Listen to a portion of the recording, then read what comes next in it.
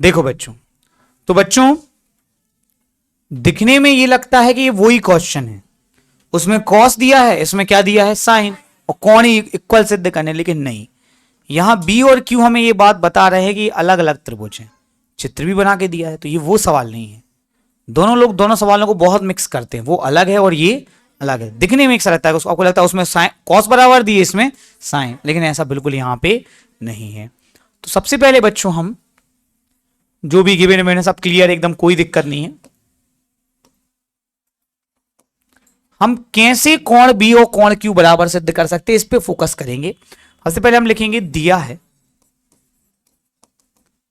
Sine B बराबर sign Q, लंब बटे कर्ण। आवाज नहीं आ रही, कम से कम आप इसके कर्ण का मान बता दो, ए बी, इसके कर्ण का नाम, कोई दिक्कत। जो बच्चा लापरवाही करता है लाइफ लॉन्ग उसको परेशानी होती है। बी के सामने लंब इसका बता दीजिए, पी, एनी प्रॉब्लम। अब देखो बेटा, जैसा कि हम चाह रहे हैं कि पूरा, चूंकि अलग अलग त्रिभुज हैं तो वो वाला तो चलेगा ही नहीं ना, बेटा तो कट जाता और आंसर ही आ जाता। तो अब अपन क्या करेंगे, अपन इन दोनों त्रिभुजों को समरूप सिद्ध करेंगे। क्या सिद्ध करेंगे, समरूप त्रिभुजों के संगत कोण बराबर होते हैं, तो कोण बी और कोण क्यू क्या हो जाएंगे, बराबर। अब समरूप सिद्ध करना कोई हलवा वाला काम तो है नहीं, लेकिन अगर हम इस AC को यहां रहने दें और PR को बटे में ले आए, PR को कहां ले आए, यहां पे, तो AB यहां आ जाएगा। अब आप मेरी बात समझे, AC बटे PR, AC बटे AB बटे PQ, भुजाएं क्या हो गई, बराबर समानुपात। लेकिन अभी दो ही हुई है ध्रुव, कितनी हुई है, और त्रिभुज समरूप तब होते हैं जब तीनों भुजाएं समान। समझ में आया। अब आप थोड़ा सा ध्यान दीजिए, कितनी खराब किस्मत है अपनी। AC और AB के बीच का कोण क्या है, ए।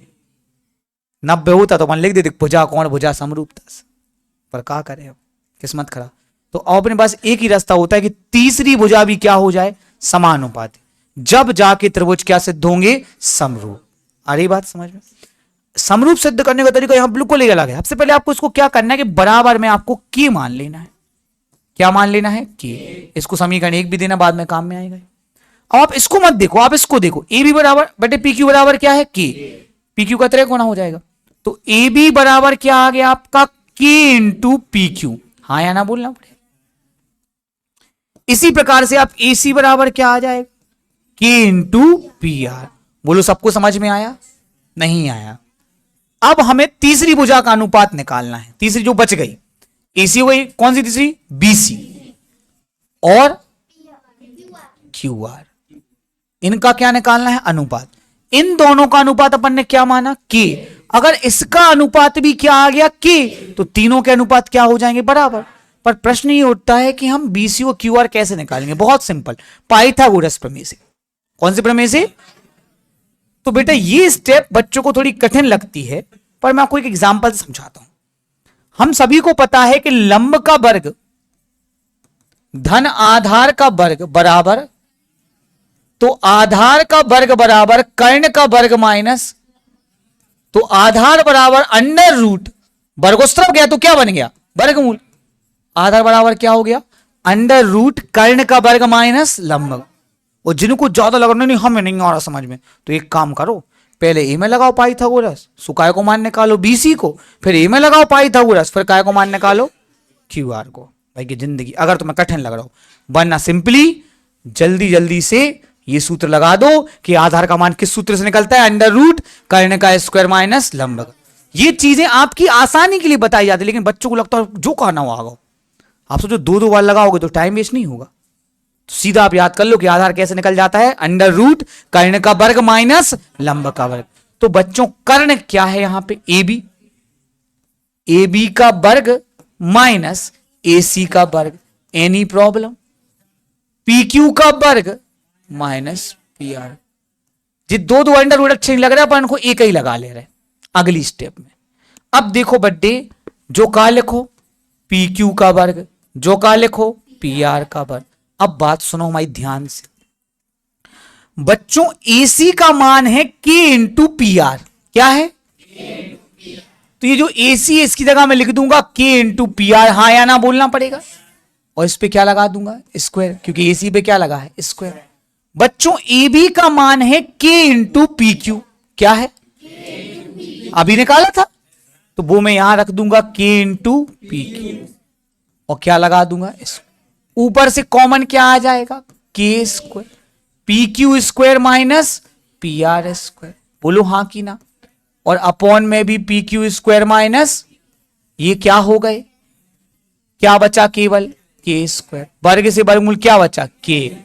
तो भगवान की दुआ से ये भी क्या आ गया? K आ गया। इसको K माना था और ये भी क्या आ गया? K। समीकरण 1 व 2 से ये दो तो है ही बराबर, AC बटे पी आर बराबर AB बटे पी क्यू बराबर BC बटे क्यू आर। तीनों भुजाएं क्या आ गई? समानुपाती। भुजा भुजा भुजा समरूपता से त्रिभुज, नाम बोलो, ABC समरूप त्रिभुज PQR। बोलो कोई दिक्कत? अब बस, अब कैसे हम सुप्रूट समरूप त्रिभुजों की बोलना पड़ेगा संगत भुजाएं समानुपाती हो रही, मैं तुम्हारे वो तो हो ही गई। संगत कोण बराबर होते हैं। अरे भाई हो जाता है, लोगों के साथ रह रहे कि हम भी गधा हो जा रहे। संगत कोण बराबर होते हैं, बराबर होते हैं। अतः कोण B बराबर कोण Q। समझ में आया? एक बच्चा कह रहा है सर कोण A किसके बराबर होगा? कोण P के।